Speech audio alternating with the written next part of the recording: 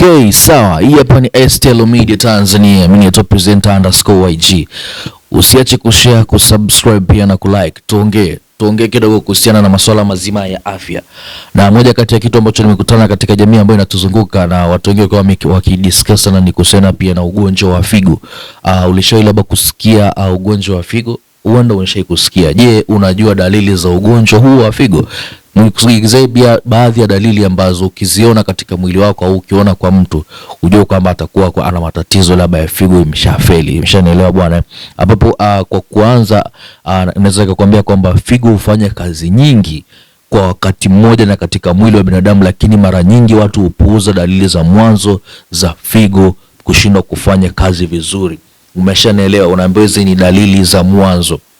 So kwamba ndo zimeshakuwa direct, lakini zile dalili ambazo ni mwanzo viashiria kuonesha kwamba figo haipo salama. Umeshanielewa? Nikutajia dalili kama 5, ambapo dalili za kwanza ni kupitia njia ya mkojo. Ukishaona kwamba kukojoa mara kwa mara na mkojo wenye povu inaweza kuwa ni ishara ya figo kushindwa kufanya kazi vizuri, lakini hilo sio jambo la pekee.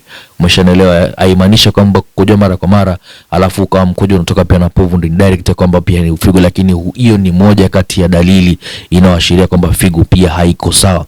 Pili, kuvimba mwili. Unaambiwa pia kuvimba kwa macho na miguu ikiwa kuna uvimbe katika vifundo vya misuli vya nyuma ya miguu, hupasi pia kupuuza. Hiyo ni moja kati ya dalili ambayo inaonekana figo haipo sawa, imeshaanza kufeli. Dalili nyingine ni shinikizo la damu.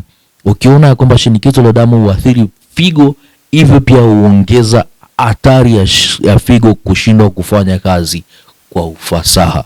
Umeshanielewa? Ukiona pia shinikizo la damu liko sawa, ujue pia huenda ikawa ni mojawapo ya dalili hiyo hapo.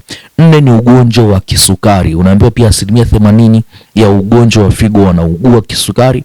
Ugonjwa wa figo pia huanza kukua kutokana na viwango vya juu vya sukari kwa miaka mingi. Hiyo pia ni moja kati ya dalili ambayo pasi kabisa kuipuuza. Dalili nyingine ya 5 na ya mwisho ni uchovu na kuwashwa na kichefuchefu. Lakini pia baadhi ya magonjwa yenye ugonjwa ni kuanza kuhisi kichefuchefu, huwa hawajisikii pia kula. Umeona? Pia ni moja kati ya dalili ambayo pia upaswi kabisa kulipuuzia unapoziona katika mwili wako wa binadamu. Hiyo ni moja kati ya machache ambayo nimekusogezea siku ya leo katika Tuongea STL Media Tanzania. Mimi ni presenter_YG.